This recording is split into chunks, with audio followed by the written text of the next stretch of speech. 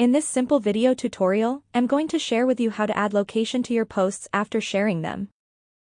Now let's say you already uploaded a photo or video but you forgot to add the location. Simply head to your Instagram. Let's say this is the post you shared without location.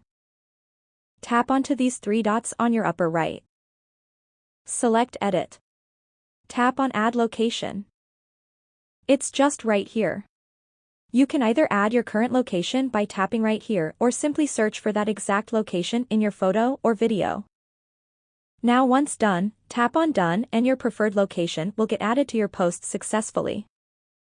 Well, that's how easy it is to add location to your post after sharing it on Instagram. If you have any questions, just let me know in the comments section down below. Please don't forget to leave a like, share and subscribe for more video tutorials like this one.